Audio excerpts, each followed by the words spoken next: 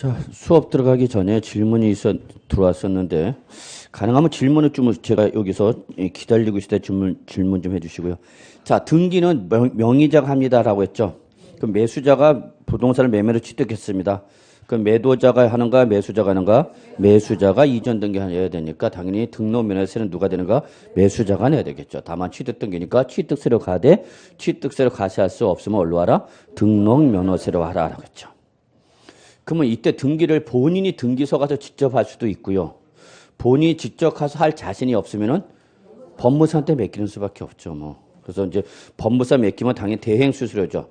특히 이전 등기는 보통 본인이 안 하고 뭐 합니까? 법무사한테 맡깁니다. 왜 그럴까요? 등기는 한번 해보면 돼요. 사실 복잡하진 않아요. 첫 걸음 항상 첫 번째 할 때가 어려워서 낯설고 그래서 이전 등기를 못 하는데 본인이 충분히 할 수 있어요. 지금 뭐 인터넷에 보시면 알겠지만 지식검색에서 다 하는 방법 다 나와요. 그래서 지금 굳이 갈지도 않는데 이전 등기를 할 때 문제는 뭐가 되냐면 제가 자 이전 등기라면 취득세 영수증이 있어야 됩니다라고 했죠. 매매계약서 있어야 되겠죠. 또 뭐가 있어야 되냐면 국민주택채권 매입필증이 있어야 됩니다. 국민주택채권. 그러면 그 부동산을 매매로 취득하면 매매가액에 상환한 만큼 뭐를 매입해야 되냐? 국민주택채권을 사셔야 돼요. 국민주택채권은 국채입니다. 국채. 국가 발행한 채권이요. 3년짜리도 있고 5년짜리도 있고 10년짜리도 있고 15년짜리도 있고 20년짜리도 있고 제1종 국민주택채권이 있고 제2종 국민주택채권이 있어요. 그럼 그 채권을 자기가 사야 됩니다. 그럼 예를 들어서 만약에 5억짜리 샀다. 그러면 국민주택채권을 예를 들어서 1,000만 원치 사야 된다. 1,000만 원치 사야 돼. 그래서 사고 그거를 뭐 매입필증을 뜯어갖고 매입필증을 이전 등기 신청서에 첨부가 되어야만 즉 국민주택채권 매입필증과 취득세 영수증이 있으면 뭘 받아줘? 등기를 받아줘. 근데 누구한테 맡기면? 법무사한테 맡기면 법무사가 그 매수자의 명의로 국민주택채권을 사갖고 매수자 사고 그거를 자기가 인수받는 조건을 하면서 차액을 부담시킵니다. 왜냐면 국민주택채권을 여러 번 매수자 명의로 사자마자 그거를 누구한테? 법무사한테 매도한 형식을 취하는 거야. 그럼 20년간 만기가 20년짜리다 그러면 20년에 받을 걸 미리 내가 포기하고 팔아버린 거니까 그 남은 기간에 대한 이자 비용을 여러분이 못 받는 거죠. 그걸 누가 받는 거야 이제? 법무사가. 그리고 그걸 현금을 지금 지급하니까 차액. 소위 말해 여러분 학계에서 배우셨죠? 현재 가치 할인, 현재 가치. 아직 안 했어요? 화폐 시간 가치 안 배웠어? 기본 중에 기본인데. 그러니까 20년 후에 받을 1,000만 원이 지금 시점에서의 시장 이자율로 할인해서 현재의 가치로 나타나는 게 그게 바로 뭐냐? 현재 가치고 명목 가치와 현재 가치 차익을 바로 뭐라냐면 현재 가치 할인 차감이랍니다. 이거 나중에 양도소득세 할 때 또 나옵니다. 그래서 차액만큼 여러분이 그 법무사한테 줘야 돼요. 그래서 예전에는 법무사가 이전 등기 수수료 말고도 이 이자 비용을 이자 수익을 주된 수입을 했어요. 왜? 고금리니까. 미래에 발생한 현금 흐름을 현재 시점에서 이 현재 시점에서 이 시장 이자율로 할인한 거죠. 그러면 이게 바로 현재 가치인데 뭐야? 금리가 크면 클수록 현재 가치가 어떻게 줄죠? 줄어들죠. 그럼 예를 들어서 내가 20년 후에 1,000만 원을 받을 국민주택채권을 현재 시점에 팔려면 얼마다? 800만 원이다 그럽니다.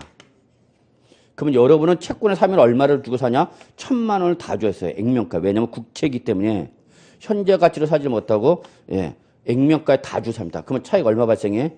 200만 원. 요거를 바로 법무사가 인수하는 조건에서 여러분한테 전가시키는 거야. 그러니까 법무사는 여러분한테 얼마 주고 사는가? 800만 원 주는. 나는 얼마 주고 샀는데? 이거 양도소득세 때 나옵니다. 그럼 내가 국민주택채권 사자마자 뭐한가? 법무사한테 팔아버렸다고. 그러면 200만큼 여러분은 국민주택채권 매각 손실이 발생해요. 매각 손실이. 그러니까 법무사가 여러분한테 얼마 받아? 200을 달라고 그래. 200을 달란다고. 여러분한테 얼마 주고 산 거야? 똑같다고. 800 주고 산 거다 법무사가. 이해하셨나요? 근데 지금 저금리죠. 저금리가 이게 내려가니까 가치가 높아지죠. 그러니까 예전에 800 받을 거 지금 얼마 받는다는 얘기야? 900. 그러니까 법무사 수수료가 예전에 차이가 얼마 받을 걸 200을 지금 얼마밖에 못 받아? 100밖에 못 먹는 거죠. 그래서 요즘 많이 어렵죠. 그리고 예전에는 법무사 그러지 않고 누가 그랬냐? 사법서사 그랬어요. 예전에는 사법서사. 들어보셨죠, 예전에? 사법서사가 이제 국가고시로 전환되면서 법무사로 바뀐 거야, 법무사. 얘네는 주로 이제 법원직 퇴직자가 주로 뭐 했던 건데, 사법서사 했는데, 그래서 지금 법무사죠. 그래서 가끔 가다가 공인중개사 시험에 합격한 아주머니께서 법무사 도전하시겠다고 그래요. 그래서 해시라고. 왜냐면 법무사는 민법만 해갖고는 되는 게 아니야. 육법전서 다 해야 하는 거야, 육법을. 법무사가 여러분 주로 사법고시 주로 2차 떨어진 애들이 하향 조정하는 게 법무사 시험입니다. 법무사. 그래서 공인중개사 시험 합격하고서 이제 의기양양해서 나 이제 법무사 해보겠다고 법이 나한테 맞는데 맞는 같은 소리 하고 있네.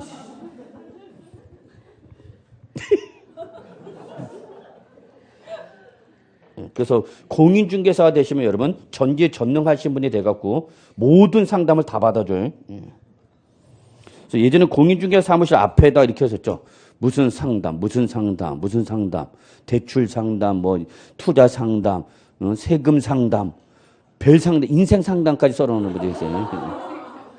그래서 공인중개사 타이틀 하나 따면 모든 게 다 가능해. 그랬다가 이제 난리가 났죠. 변호사협회와 세무사협회에서 공인중개사협회 정식으로 소송 예고합니다. 법무상담은 누구만 할 수 있는 거고 변호사만 할 수 있는데 왜 니네가 무슨 자격으로 법무상담해 주냐.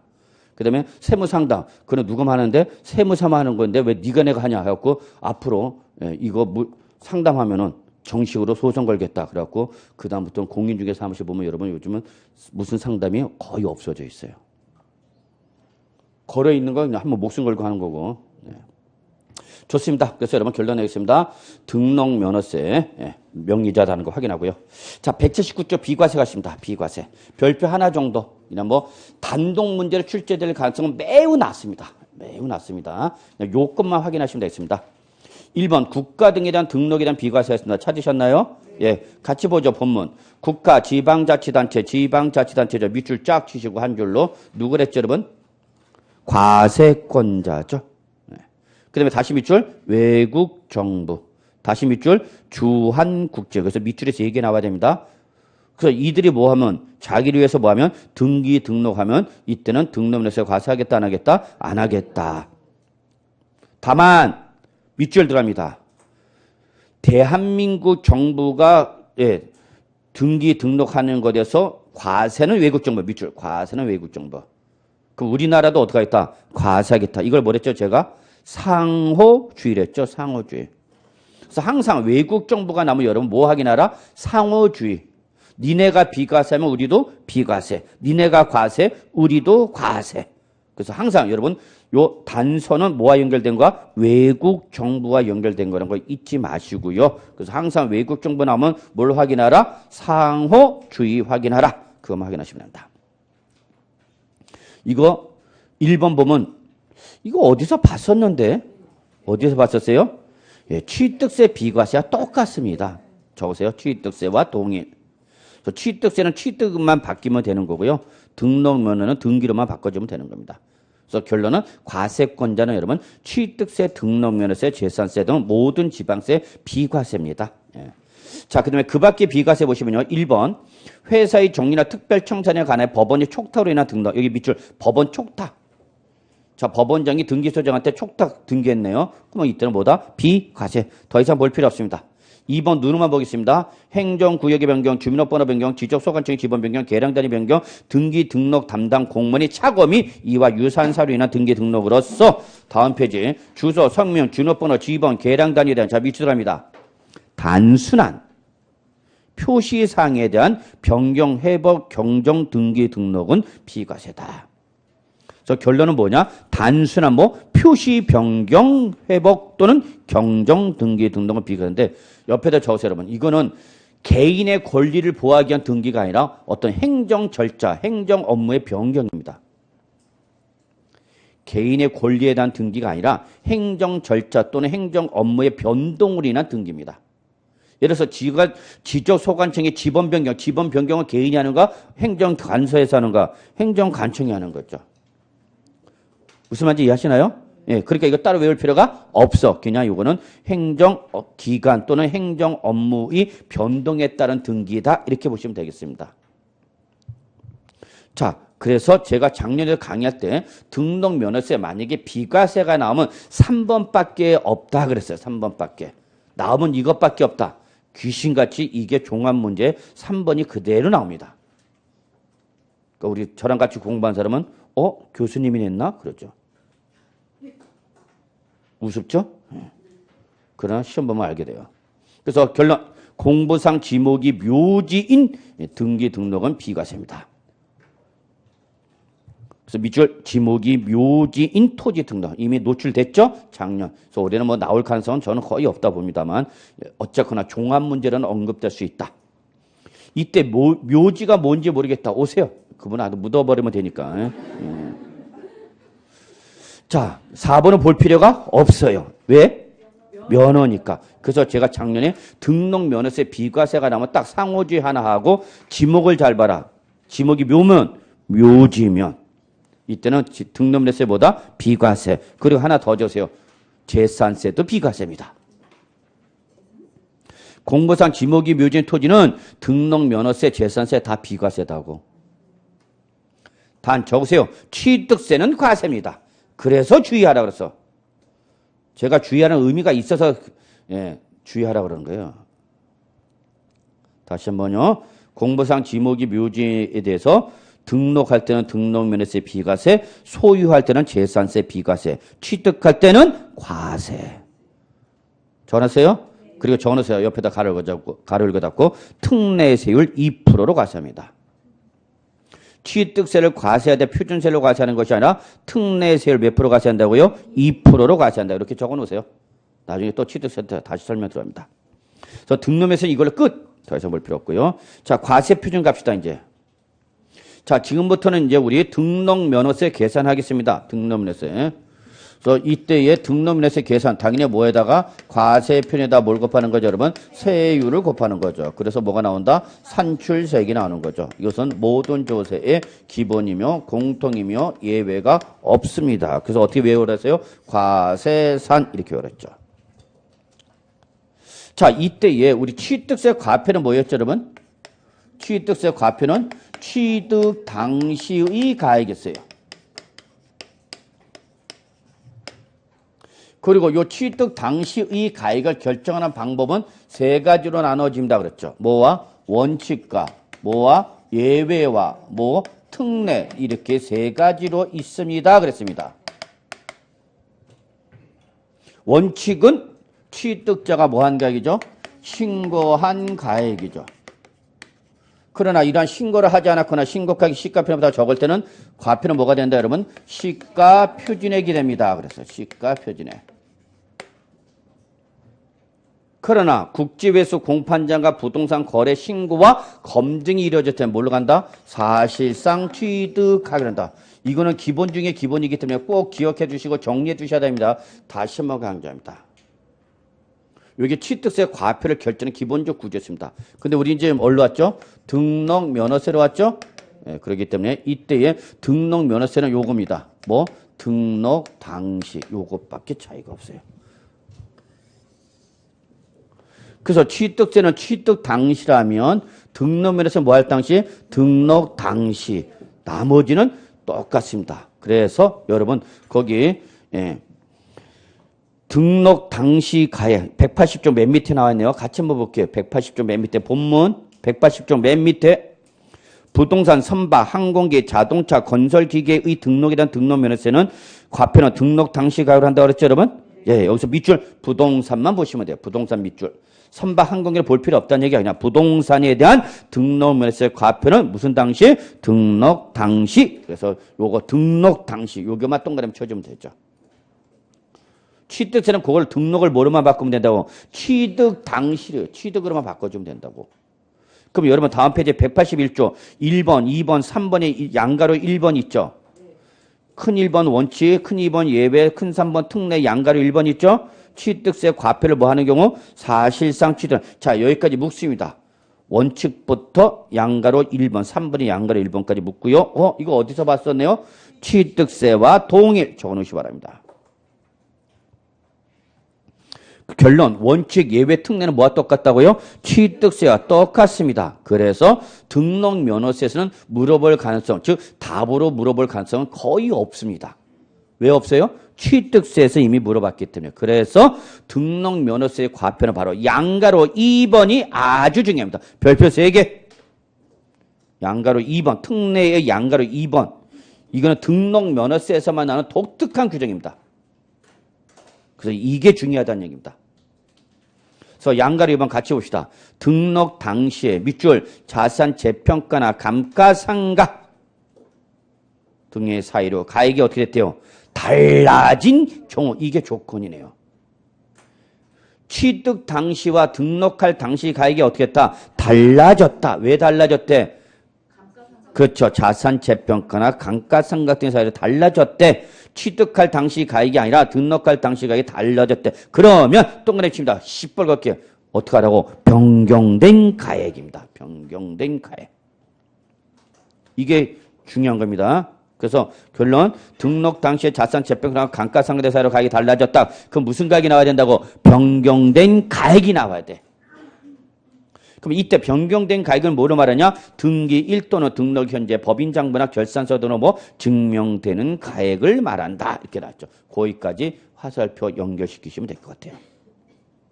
변경된 가액은 어떻게 확인한다고요? 등기일, 등록일 현재 법인장부나 결산서 등으로 증명되는 가액이다. 자, 그러면 시험에 이렇게 해놨는데 들어보시고 판단하세요.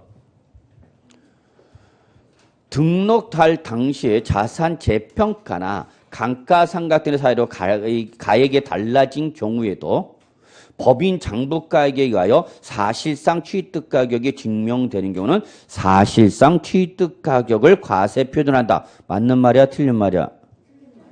다시 한번 잘 책을 보면서 읽어보면 돼. 등록할 당시에 자산 재평가나 감가상각 등의 사이로 가액이 어떻게 됐대? 달라졌대.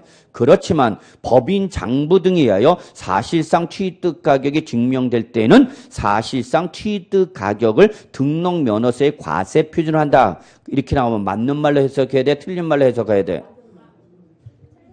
응? 자, 제가 거기 뭐랬어요? 달라졌다 그러면 반드시 무슨 가액이 나야 된다 그랬어? 예, 그래서 이때는 장부 등에 의하여 사실상 취득가격이 입증되는 경우도 사실상 취득가격을 하면 맞다고 틀리다고? 틀렸다고. 왜냐면 사실상 취득가격이 등록할 당시 가격이 어떻게 했대? 달라졌대. 그러면 종전 가액역을 하는 게 아니라 무슨 가액? 변경된 가액을 과표로 해야 된다. 그입니다. 또 이렇게 나왔는데 시험에 자, 등록할 당시에 자산 재평가로 인하여 가액이 달라진 경우에도 자산 재평가 전에 금액을 과세 표현한다. 맞는 말이야? 틀린 말이야? 틀린 말이니까 무조건 뭐가 나야 된다고? 변경된 가액이 나야 된다고. 오케이? 예, 잘 정리해 주시기 바랍니다. 잠깐 예를 들어보죠. 자,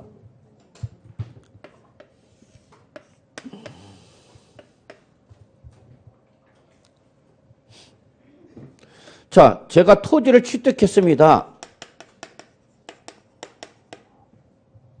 토지를 취득할 때 취득할 당시 가격이 얼마냐? 1억 원이었어요. 그래서 1억 원에서 뭘 냈어요? 취득세 냈습니다. 그래서 세월이 흘러 어느덧 세월이 흘러 뭐 20년 됐다 합시다. 근데 지금 뭐 하냐? 지상권 설정 등기한다 합시다.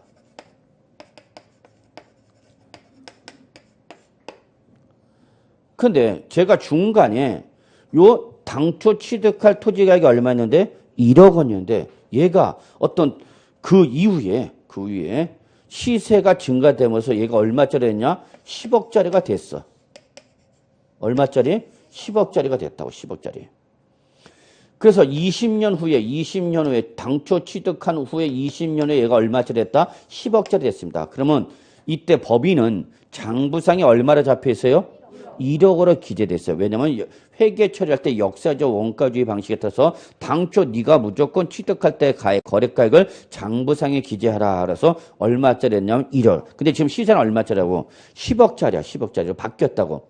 그러면 장부상에 기록된 1억 원이 제 가치를 나타내고 있어? 못 나타내고 있어? 못 나타내고 있어. 그래서 요 10억짜리 된 거에 대해서 요거를 장부상에 기록된 1억을 뭘로 10억을 하나면 고치려면 뭐 해야 되냐? 자산 재평가를 해야 됩니다. 그래서 자산 재평가법상 감정평가업자들의 감정을 받아갖고 이게 얼마짜리라고 10억짜리는 감정을 받으면 요 가액을 얼마짜리 바꿀 수 있다? 10억짜리로 바꿀 수가 있습니다. 그래서 자산 재평가를 해서 얼마로 바꿔놨습니까? 10억짜리로 바꿔놨습니다.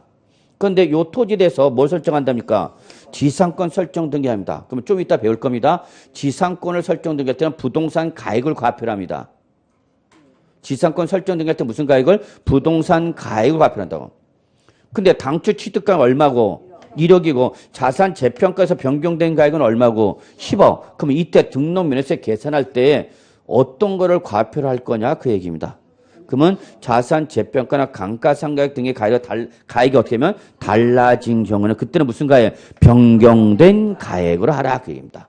근데 시험에는 자산 재평가가 이루어졌더라 재평가 전의 가액. 그럼 재평가 전의 가액은 얼마? 1억. 1억을 갖고 등록면에서 계산하는 것이 아니라 10억을 가지고 등록면에서 계산한다 그 얘기입니다. 이해하셨나요? 감가상각은 나중에 여러분 학계론에서 배우실 겁니다. 그래서 다음 아마 부동산 감정평가할 때 여러분 3방식 6방법을 배울 거고요. 그래서 3방식 6방법 잘 들어갔나 안 들어갔나? 입문 과정에서는 언급됐나? 예, 그래서 3방식 6방법. 그래서 3방식은 뭐죠, 여러분? 시장성, 원가성, 수익성. 요거에 따라서 매매 시장과 임대 시장으로 나눠져서 가격이 각각 2가지씩 나오다 보니까 6가지로 나눠진다 해서 3방식 6방법 나오죠. 했다고 좀 얘기해줘. 이 중에서 바로 원가법에서 여러분 제조달 원가를 구하는 과정에서 감가상각을 하게 되죠. 예. 이때 감가상각 대상에는 기본적으로 뭐가 있는 거고 건물이 있고 토지는 전형적인 뭐다? 비상각 자산이나 뭐 이런 건 이제 학교에서 다 배워. 그래서 이제 뭘 하면 감가상각하고 나면 다시 한번 그때 설명하기로 하고요. 일단은 기본 과정에서 여기까지 합시다. 등록 당시의 자산 재평가나 감가상각 등의 사유로 가액이 어떻게 하면 달라지면 자 그럼 묻지 마. 무조건 무슨 가액 찾으라고? 변경된 가액. 딴 말 나면 무조건 틀린 거다고. 생각하지 마. 그냥 변경된 가액이 나오면 맞은 거고 다른 소리 하면 뭔 소리 하고 있어? 틀려버린 거야. 오케이? 예. 그 다음에 두 번째로 중요한 것이 거기 과세표준 적용의 1번 채권이 목적이 된 거 있죠. 별표 2개. 그래서 등록면허세 과표가 시험에 나오면 반드시 저는 여러분한테 여기 찍습니다. 자산 재평가 등으로 가액이 달라진 경우 하나와 채권 금액으로 과표액을 결정할 때 채권 금액이 없어요. 요거 2개 찍습니다. 그래서 같이 봅시다. 채권 금액으로 과세액을 정하는 경우 밑줄 쫙 치시고요. 일단은 적어놓으세요. 요거를 저는 채권 금액을 과표로 하는 경우를 여러분 이렇게 적으세요. 적용 압처 이렇게 적습니다. 네, 그래서 채권 금액을 과세액으로 정하는 등기는 뭐를 말한다? 적용 압처. 이때 여러분 요 적용 압처는 다음 페이지 좀 잠깐 보시면요. 표 있죠? 네, 거기서 여러분 저당권, 경매 신청, 가압류, 가처분이 있습니다. 이때 저당권 할 때 저자 동그라미, 경매 신청할 때 경자 동그라미, 가압류할 때 압자 동그라미, 가처분할 때 첫자 동그라미. 그래서 여러분 저는 이거를 적용 압처를 할 겁니다. 여러분하고 약속입니다. 뭐 적용 압처야. 악처가 아니라 압처야. 악처는 집에서 자고 있겠죠. 그래서 적용 압처. 그래서 저는 여기 나와서 공부하는 여러 주부님들은 정말 저는 너무나 사랑스럽고 이뻐 보입니다. 저희 집 왼수 보고 좀 공인중개사 공부하러 그렇게 얘기를 해도 안 합니다. 아, 이 왼수 같은 인간이 좀 지가 나가서 뛰지. 놀아서 뭐해 집에서. 그냥 그것밖에 없으면서. 그래서 좀 제가 공인중개사 좀 공부 좀 하라고 책 갖다 주면 민법책 딱 한 번 보더니 1페이지 보더니 다 덮어. 그러더니 이건 내가 가야 할 길이 아닌 것 같아. 엠뱅알 씨. 속으로는 그랬죠. 말을 못하고. 도대체는 어떤 길을 가냐 이씨. 죄송합니다. 어떻게 뒷수습이 안 되네. 자, 꼭 기억해야 돼요. 뭐 적용 압축. 그럼 얘는 과표를 뭘로 한다 그러면 채권 금액을 해. 자, 그래서 다시 앞쪽으로 갈게요. 일단. 그래서 이렇게 적용 압축으로서 채권 금액을 과표를 한대. 자, 조건은 이제 여기가 조건이야. 항상 조건은 나중에 나오는 거야, 여러분. 응? 네. 그래서 이때 이렇게 채권 금액을 과표를 하는데 그 일정한 채권 금액이 동그라미 없을 때 이게 조건이죠. 있으면 위에다 적어서 있을 때는 그 채권 금액이야. 근데 그 채권 금액이 없을 때 이때는 어떻게 할 거냐. 밑줄 채권이 목적이 된 것 또는 처분의 제한이 목적이 된 금액. 요거는 민법 등이나 공시법에서 아마 배우실 겁니다. 말이 좀 어렵습니다. 그러면 특히 요거 민법에서 여러분 저당권 배우셨나요? 네. 자, 저당권 설정합니다. 이때 저당권은 담보 책임의 범위에 따라서 개별 저당과 근저당이 있고 특히 근저당은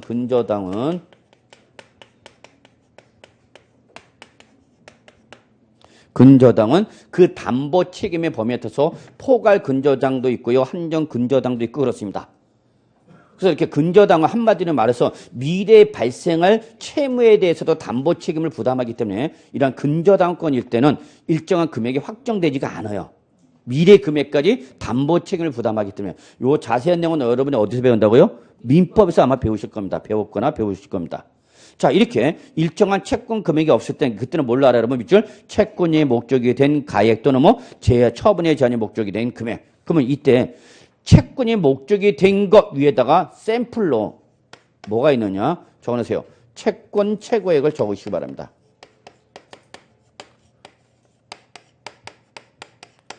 가끔은 다 채자가 이거 아니지 않습니까? 라고 물어보는 분이 있는데 아닙니다. 채권 최고액. 채권 최고액. 요즘은 한자를 잘 공부를 안 하셔갖고 채권 최고액. 그래서 이거 이렇게 합시다.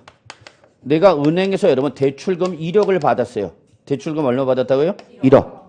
그럼 은행에서 담보 제공 부동산에서 뭐 설정하죠? 저당권 설정하겠죠. 저당권 설정하겠죠. 이때 저당권 설정할 때 대출 얼마 받았다고요? 1억. 그럼 은행에서 저당권 설정할 때 1억만 설정하냐? 그렇지 않습니다. 은행 내부 규정 등에 의해서 예를 들어서 제가 근무할 때는 주택담보대출인 경우는 110%를 설정하라라고 되어 있어요. 은행 내부 규정에. 그다음에 기타 뭐 담보대출이면 120%를 설정하라라고 되어 있어요. 그러면 근저당권을 설정할 때에 은행에서 대출해 주기는 얼마만 대출해 주지만 1억만 대출해 주지만 저당권 설정할 때는 1억을 설정하는 것이 아니라 주택담보대출일 때는 1억 1,000만 원을 설정합니다. 1억 1,000만 원을 설정합니다. 그러면 1억 1,000만 원 어떤 의미를 갖고 있느냐? 은행에서 이 부동산이 경매로 넘어갔을 때에 그 경락가에서 우선 변제를 받을 수 있는 금액이 얼마다는 얘기야? 1억 1,000만 원까지가 해당 은행이 우선 변제 받을 수 있다 그 얘기입니다. 대출은 얼마밖에 안 해준대? 더 많이 설정했죠? 왜 그런 거냐? 이게 정상적으로 갚아지면 상환이 되면 문제가 없는데 대출금이 원리금이 연체가 되고 또 연체가 되니까 연체료가 붙을 뿐만 아니라 강제 회수 들어가니까 강제 회수 절차 비용이 발생할 수 있어서 얼마 설정한다? 110%는 얼마? 1억 1,000. 그럼 이때 채권 채권은 얼마다? 1억 1,000만 원입니다. 주의하십시오. 대출 금액의 특정 금액으로 일정한 금액으로 정해져 있으면 그 채권 금액. 일정한 금액으로 정해져 있지 않으면 그때는 어디로 간다? 채권이 목적이 된 거. 그러면 예를 들어서 뭘 설정하면 된다? 채권 최고액. 여러분한테 여기까지는 좀 나오지는 힘들지 않을까 생각하고 그냥 어디서 끊어버리면 돼? 채권이 목적이 된 거. 그러면 그 채권이 목적이 된 게 뭐가 있다? 여러분 예를 들면 채권 최고액이라는 게 있다. 그냥 적어만 두세요. 자, 그래서 이렇게 좀 봐두시고요. 나중에 또 우리 다른 민법, 공시법을 한번 배우고 나면 조금 더 이해하기 쉬울 거니까 그때 또 보충 설명 드리기로 하고요. 그 다음에 2번 안분계산 한 거 이거 내버려 두시고요. 182쪽 갑니다. 자, 작년에도 분명히 제 강의 들은 사람이 있습니다. 그러면서 제가 182쪽 하면서 등록면허세 개별 문제가 나온다면 등록면허세 개별 문제 나오면 요 부동산 등기 표지세 박스가 제일 출제될 가능성이 없다. 별표 3개 쳐라! 그래서 강조를 했어요. 그대로 시험에 나왔죠. 그대로 나왔어요, 그게. 그래서 결론 올해는 별표 2개로 떨어집니다. 왜? 노출됐기 때문에. 그래서 올해는 단독 문제 출제될 가능성은 거의 없다고 봅니다. 다만 종합 문제로는 얼마든지 물어볼 수가 있고요. 요 박스의 의미를 여러분이 이해하셔야 됩니다. 의미를 이해하셔야 됩니다. 그러면 어쨌거나 부동산 등기 표준세율 별표 2개 놨죠? 그리고 올해 여기 약간 개정상이 일어났습니다. 자, 보죠.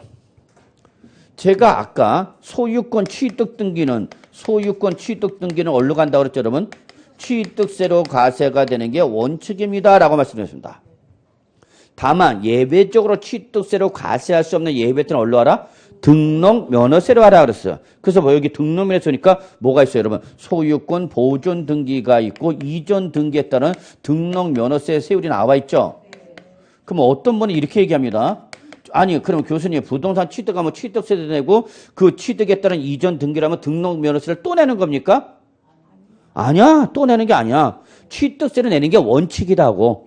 그런데 취득세로 과세할 수 없는 예외일 때는 어디로 하라? 등록 면허세는. 그러니까 다시 한번 원칙은 뭘로 과세하는 건데 취득세로 과세하는 게 원칙인 거야. 근데 걔를 과세할 수 없을 때는 예외적으로 어디로 하라? 등록 면허세로 와라 그 얘기야.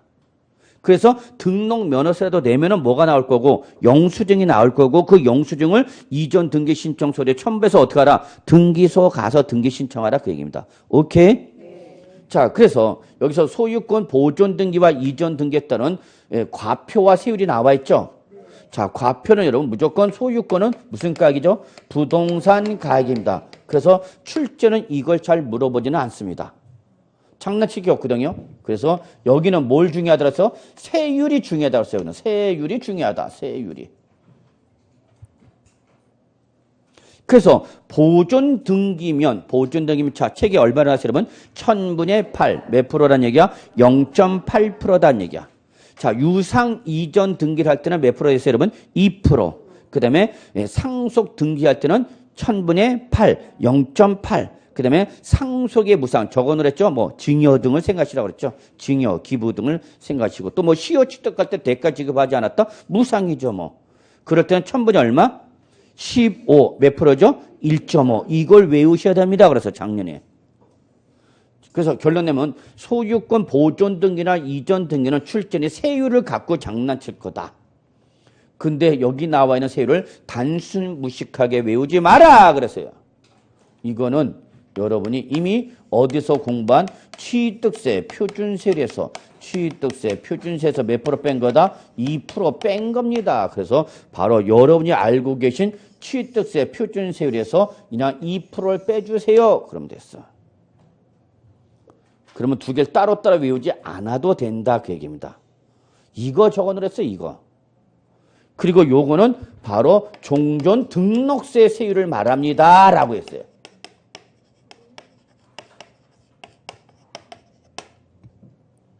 지금 취득세 표준세는 종전 취득세와 종전 등록세가 합쳐진 거라고 그랬죠. 그 종전 취득세와 종전 등록세 합쳐서 지금 취득세 표준세로 하나로 과세를 하는데 취득세를 과세할 수 없을 때 몇 프로 빼라? 2%. 요 2%는 뭐를 말하냐? 종전 취득세 세율을 말합니다.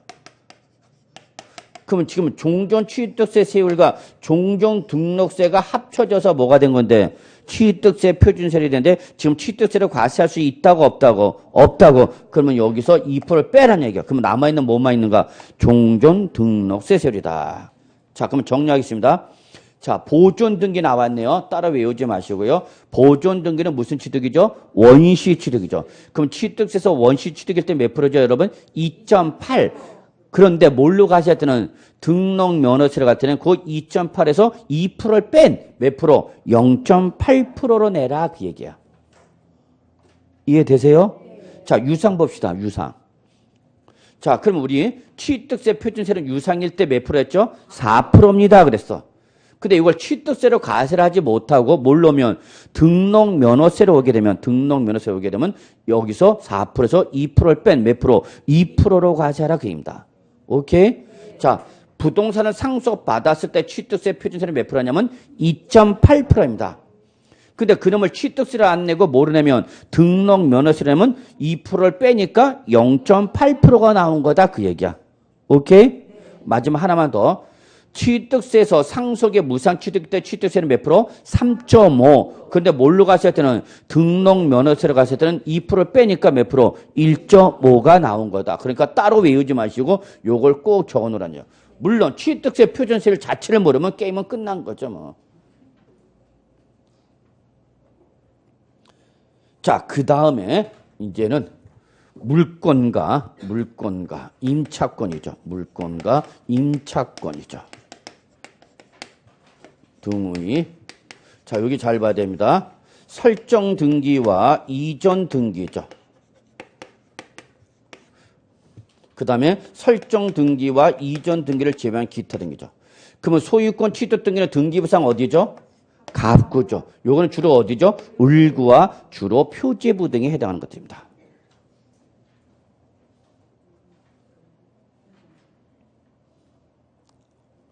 여러분은 등기부를 얼마만큼 보셨는지는 모르겠어요. 실무 나가시면 아마 등기부를 보실 거고요. 또 여러분이 뭐 주택 등 부동산 갖고 계신 분은 아마 등기부를 보셨거나 한번 보실 기회가 있을 거라고 합니다. 그러니까 저는 등기법을 공부할 때 등기부를 안 보면서 공부를 한다는 것은 저는 말도 안 된다고 봅니다. 그래서 여러분 등기법 배울 때 지금 등기부를 좀 보시면서 한번 보시면 참 좋습니다. 예전에 등기부는 여러분 좀 종이가 좀 빳빳하고요. 그래서 이게 등기부 넘기다가 손을 하도 많이 베갖고 종이에 손 베면 엄청 아픕니다. 이게 넘기다가 이제 결정 찍고 막 이제 표제부 갖고 울고 그래서 표제부 등기물건 표시 확인하고 내가 나가는 지금 기표 물건 많네 X 탁 치고 그다음에 뒤에 넘겨갖고 을 갚고 나면 우리 채무자 명의자로 넘어왔네 확인하고 뒤에 자동권 설정되는 우리보다 선순위 채권 있나 없나 확인하고 우리가 선순위 채권 없는 1순위 채권이다 확인하고 맨날 이것까지 종이를 손을 많이 뱉는데 자 이때에 자 보세요. 취득 등기는 주로 어디 등기? 갑구 등기야. 이제 어디 등기야? 을구. 그래서 물권이나 임차권에 자 여기 잘 봐야 돼. 물권 임차권에 여기까지 보셔야 돼요. 설정 등기와 이전 등기냐 이거를 제외한 기타 등기냐 요거를 반드시 확인하셔야 됩니다.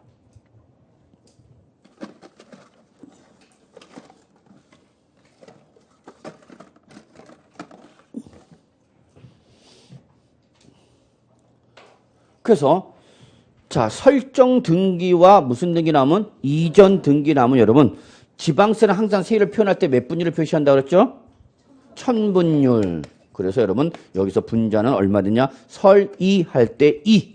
그래서 천분의 2가 됩니다. 그래서 여러분 어떻게 외우냐? 설이로 외우셔야 돼요. 물권 임차권에 뭐? 설이. 아주 중요합니다. 설이. 설정과 이전입니다. 그래서 설이는 제 과거의 첫 여자입니다, 여러분. 저를 스쳐간 여자가 3명이 있었답니다, 여러분. 현재의 처 말고도. 저희 집사람 자기가 천여자잖아. 개뿔 같은 소리 하고 있네. 나도야, 그 남자다. 그래갖고. 저를 거쳐간 여자 3명이 있는데 그 중에 첫 번째가 누구예요? 설이에요.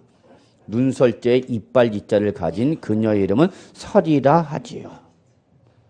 전직 영동호텔 나이트클럽 댄서예요. 한때는 제가 주로 놀던 데가 영동호텔이 나이트클럽인데 죽였어. 악어 쇼, 물 쇼, 뱀 쇼, 뭐 무슨 쇼 다 했다. 자, 제 첫 여자 누구다고요? 설이라 하지요. 제가 스테이지에만 올라가면 저랑 스텝을 맞춰주던 그녀의 이름은 설이라 합니다. 그러면 설이 했고 천분이 얼마 여러분? 2. 그래서 그냥 2야. 그래서 2를 강조하려고 설이는 천분이 얼마? 2. 그래서 여기는 세율 갖고는 잘 물어보지 않습니다. 세율 별로 장난칠 게 없기 때문에. 그래서 여기는 뭐를 봐야 되냐? 여기는 과표를 보셔야 됩니다. 여기는 과표. 어디다 초점 맞춰라? 여기는 과표를 잘 보셔야 돼요. 과표 중에서 제일 중요한 첫 번째가 뭐랬어요, 여러분? 지상렬이가 가등기를 하면 부동산 가액이다. 이렇게 잡으시기 바랍니다. 누가? 지상렬이가 가등기를 하면 그때 과표는 뭐다고요? 부동산 가액이다. 그냥 저는 그렇게 배웠어요. 그러니까 안 까먹더라고요. 그래서 이건 제가 EBS에서도 8년간 얘기를 했던 얘기예요. 그래서 EBS 담당 PD가 지상렬 씨 얘기해도 괜찮겠냐 해서 뭐 이게 제가 흉보는 것도 아니고 암기기법 얘기한 건데 뭐 그렇다 뭐 지상렬이 저한테 시비 걸지 않습니다. 자, 그래서 지상렬이가 뭐하면 가등기라면 뭐다 여러분? 부동산 가액입니다. 제일 중요합니다. 여기에 플러스 더하가 더 중요한 게 뭐냐? 요 가등기는 부동산 가액 또는 하나가 더 들어옵니다. 무슨 금액? 채권 금액이 하나가 더 들어온다. 그래서 결론 뭐는 가등기는 과표가 2개가 됩니다. 누구는? 가등기는 가표가 몇 개 든다고요? 2개. 무슨 가액까? 부동산 가액 또는 채권 금액. 저는 제가 출전 들어간다면 저는 이거 분명히 시비 걸 겁니다. 과표에서 장난친다면 저는 가등기를 장난 안 칠 수가 없습니다. 뭐가 중요한 건지 좀 순서대로 좀 외우라고. 무조건 책대로 외우려고 하지 말고. 그래서 지상렬이가 가등기를 하면 뭐다고요? 부동산 가액과 그리고 가등기는 하나 더 온다. 무슨 금액이? 채권 금액이죠. 그 다음에 우리 아까 했던 뭐죠? 그 유명한 적용합처. 그러면 이때 적용합처는 무슨 금액? 역시 채권 금액이죠. 그럼 지금 채권 금액이 과표가 될 수 있는 건 몇 개예요? 5개죠. 5개. 저당권, 경매신청, 가압류, 가처분은 물론이고 모두 가등기도 채권 금액을 과표를 할 수 있다. 아, 요거 말장난치기 좋네요. 오선지 딱 떨어지네요. 그 다음에 이제 중요한 게 뭐냐? 임차권이죠. 임차권.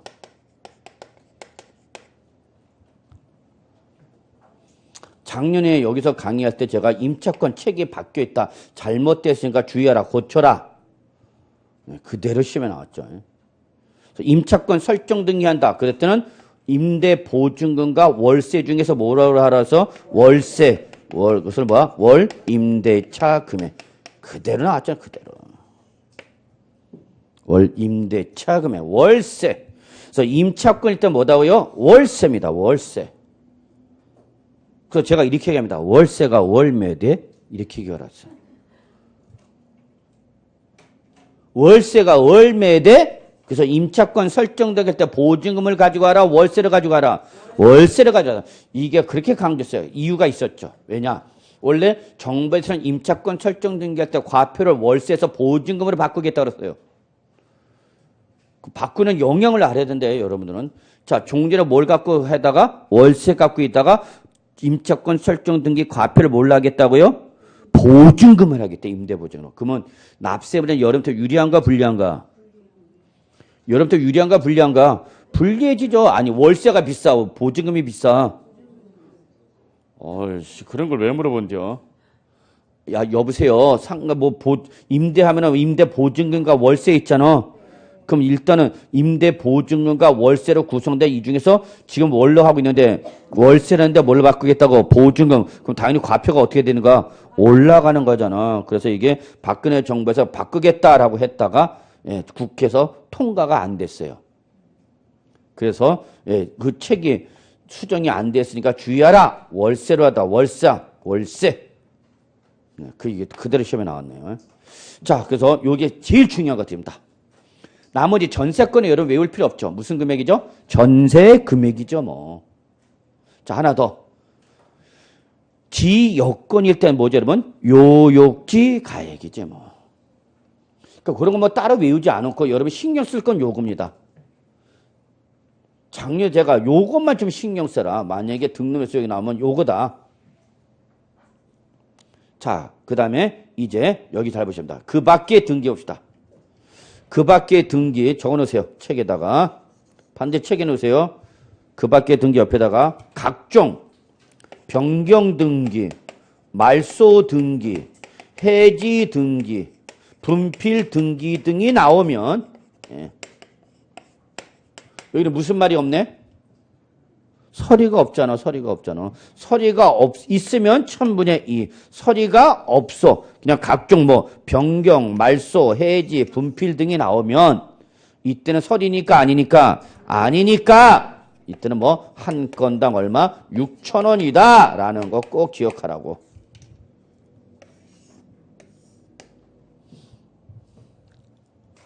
꼭 기억해 주셔야 돼요.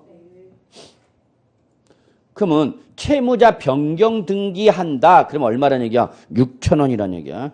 자, 저당권 설정 등기한다. 그럼 저당권 설정 등기일 때는 과표 몰라고 채권 금액을 하고 세율은 얼마 되는가? 1000분의 2가 돼야 되는 거죠. 근데 저당권을 뭐 한다고요? 말소한대요. 그럼 얼마란 얘기야? 예, 6,000원이다. 그 얘기입니다.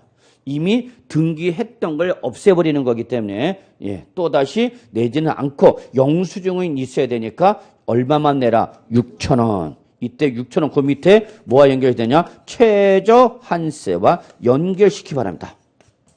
그래서 몇 번이냐면 거기 당구장 있네요. 당구장.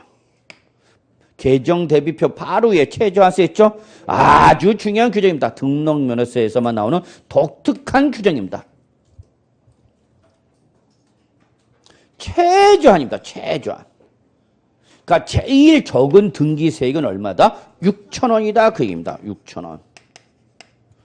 그래서 과표에다 세율을 곱해서 산출세액이 6,000원 미만이 나오면 6,000원 미만이 나오면 6,000원 미만이 나오면 얼마로 내라? 6,000원을 내라. 그 얘기입니다. 6,000원.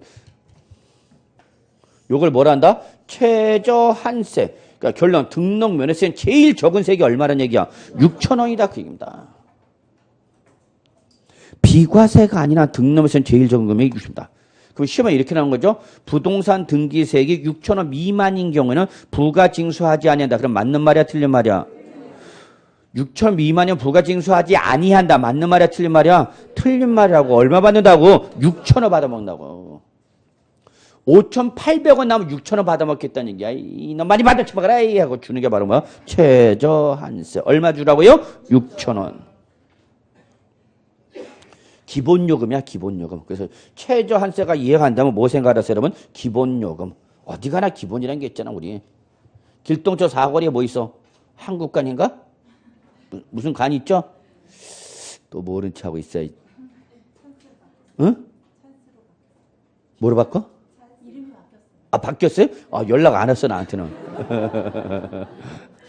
자, 그럼 우리 나이트클럽 갔다. 그러면 테이블이냐, 룸이냐, 다 기본 요금이 있잖아. 그래서, 예를 들어서 테이블 한 대 딱, 그럼 기본 요금은 얼마 요즘? 요즘 테이블이 6만 원이야?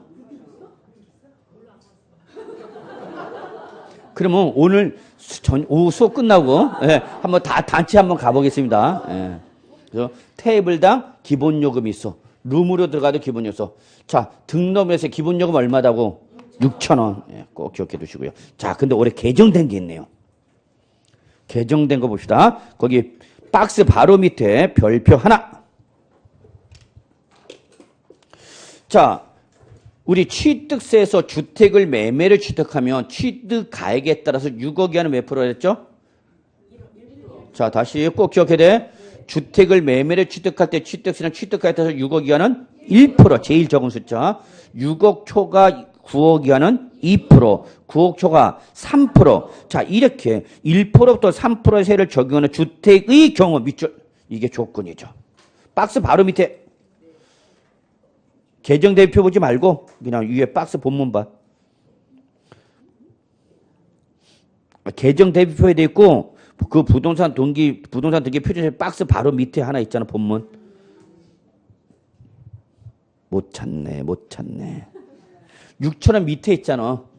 네. 그래서 1%부터 3% 세를 적용받는 주택의 경우에는 찾으셨어요? 그때는 아까 우리 거기에 유상일 때 취득세 등록세 몇 프로 나와 있어요, 여러분? 박스에 2%. 그 2%를 적용하지 말고 주택일 때는 2% 적용하지 말고 지금은 1%, 2% 적용한 해당 밑줄, 해당 주택 취득세율 1%, 2%, 3% 적용 해당 주택 취득세율에 몇 프로 곱하라고? 50%를 곱한 세액을 바로 등록면허세 과표로 하라 그 얘기입니다.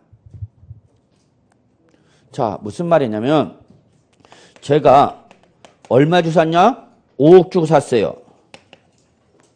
매매로. 그런데 그게 뭐다고요? 주택이 돼. 그러면 이렇게 유상으로 취득한 주택일 때는 취득세 세율이 몇 프로야? 일반적 매매할 때는 몇 프로지만 4%지만 그게 뭐면 주택이면 뭘 물어갖고 취득가액을 물어서 이게 얼마짜리면 6억 이하면 몇 프로 때리라고? 1%. 자, 그래서 1%의 취득세를 내고 얘가 소유권 이전 등기를 했어야 되는 거야. 근데 얘가 취득세를 신고 납부를 안 하고 몇 년 지나갔냐 했더니 7년 지나갔대. 그럼 얘는 뭐가 되냐? 제척기간이 만료가 돼버려. 제척기간이 만료가 되니까 더 이상 얘는 취득세 낼 수 없어. 과세관청이 과세를 할 수 없을 뿐만 아니라 낼 수도 없어. 자, 그래서 8년 차에 이 취득자가 뭐 하고 싶어? 매도하고 싶어. 근데 매도를 하려고 보니까 지금 명의는 계속 누구 명의로 돼 있어? 전 명의자. 뭐를 안 했으니까? 등기를 안 했단 말이야. 그래서 8년째 와갖고 여러분 공인중개사님 여러분한테 와갖고 공인중개사님 나 이거 8년 전에 1억 주고 5억 주고 산 주택에 대해서 지금 뭐 하고 싶다? 매도하고 싶다. 어떻게 하면 매도할 수 있나요? 그럼 어떻게 해야 돼? 당연히 이전 등기를 해야지. 이전 등기를 하려면 뭐가 있어야 돼? 취득세 영수증이 있어야 되는 거죠. 근데 취득세를 이미 신고 납부를 안 한 게 몇 년이니까 7년. 그러니까 제척기간이 만료가 됐다고. 그럼 납세무가 어떻게 됐어? 소멸. 그럼 이 사람은 취득세 내? 못 내? 못 내. 내가 내겠다 해도 못 낸다고. 납세무 자체라는 게 없어져 버렸기 때문에. 그럼 이 사람은 자기 면허 이전 등기를 해? 못 해? 못 해. 그러면 이전 등기를 못 하게 되니까 이때 그럼 뭐라도 내라? 등록 면허세라도 내라. 그러면 종전 취득세는 제척기간 만료가 됐으니까 아직 등기를 했으니까 안 했으니까? 안 했으니까 그 등기에 대한 뭐는 내란 얘기야? 등록세 내란 얘기야. 그게 바로 등록면허세라는 거죠. 그러면 등록면허세일 때에 유상일 때 몇 프로 내야 되지만 거기 아니 등록면허세 때는 유상일 때 몇 프로 내야 돼? 2% 내야 되지만 얘는 4%에서 2% 뺀 거죠. 근데 지금 얘는 당초 4%가 아니었단 말이야. 몇 프로였단 말이야? 1%. 그러니까 4% 2% 뺀 2%를 적용하지 말고 취득가가 얼마? 5억 원에 대해서 원래 취득세 몇 프로? 1%. 요 놈의 몇 프로를 50%를 뭘로 내라는 얘기야? 등록 면허세로 내라. 그 얘기가 되겠습니다. 다시 한번요. 유상 취득세를 냈으면 몇 프로야? 4%. 근데 얘가 그 유상 취득에 대해서 취득세를 내고 안 내고 제척 기간이 만료가 되면 뭘로 내라고 그래서 등록 면허세. 그럼 등록 면허세일 땐 4%에서 몇 프로 빼라고? 2%. 그래서 원래 등록 면허세 몇 프로 내야 돼? 2% 내야 되는데 문제는 요 유상 취득한 물건이 뭐다 보니까 주택이다 보니까 당초 취득할 때 4% 낸 것이 아니라 몇 프로 냈다고? 1% 적용 대상이란 얘기야. 이해하세요? 네. 일반적 부동산 유상 취득할 때 취득세는 몇 프로지만 4%지만 그게 뭐다 보니까 주택이니까 이때는 주택은 취득 가액에 따라서 1%, 2%, 3% 적용하는 거죠. 4%짜리 대상이 아니란 얘기야. 그러니까 그때는 그냥 2% 과세하지 말고 등록 면허세를 과세할 때 2%로 과세하지 말고 해당 취득세, 요게 뭐야? 해당 취득세, 요 놈의 몇 프로로 하라, 그냥? 50%로 하라, 그 얘기입니다. 그러니까 2%로 적용하라, 적용하지 마라? 적용하지 마라. 왜 적용하지 마라는 얘기야? 주택일 때는 4% 때리지 않고 1%, 2%, 3% 적용했으니까 당초 1%, 2%, 3% 적용한 거에 몇 프로를? 50%만 뭘로 내라? 등록 면허세로 내라, 그 얘기입니다. 이해하셨나요? 예. 이해 안 돼도 괜찮아. 그냥 표시만 해놔. 아이고, 도저히 못 끊겠네. 자, 183조 탄력세율 갑시다. 탄력세율. 지방자치장은 조례 정하는 바에 따라서 표준세율 몇 프로 범위 안에서 밑줄 50% 범위에서 뭐 할 수 있다면 가감할 수 있다. 자, 그 다음에 등록면허세 중과세. 여기서 시험에 나면 아주 곡소리 납니다. 작년에도 등록면허세 중과세가 나면 단 한 번도 시원 적은 없다. 아주 곡소리 난다. 안 넣기를 바랍니다. 그러면서 제가 100일 기도 들어갔습니다. 그랬더니 이인병을 낳아버렸네. 종합문제를 통해서 나와버렸어요. 그래서 일단은 올해 다행히 좋은 건 뭐냐? 작년에 노출됐기 때문에 제가 감히 여러분 앞에 말합니다. 올해 안 나와. 그래서 X 쳐씨. 그럼 작년에 뭐가 나왔냐? 등록에서 중과세가 된다고 그랬죠? 몇 배 중과세가 했냐면 여러분 밑줄 100분의 300. 이 스키 봐라. X 표시해놓고 또 밑줄 칠한다. 예. 속으로 또 그런 사람이 있어요. 그래서 등록 면허세는 몇 배 중과세다? 3배. 근데 요 3배 중과세 대상에서 제외되는 경우가 있네. 그 밑에 있죠? 다만 대도시의 설치가 불가피한 인정되는 업체에서 취득세 중과세를 적용돼서 제외되는 업종이 대도시 중과세 제외 업종에서는 그러하지 않는다. 중과세 한다 안 한다? 안 한다. 이때 요 등록 면허세 중과세 제외 업종이 시험에 나와서 종합문제. 그러면 그 등록면허세 중과세 제외 업종이 어디 나왔냐면 취득세 중과세 제외 업종이다 그 얘기야. 그래서 여러분 139쪽 잠깐 보세요. 139쪽.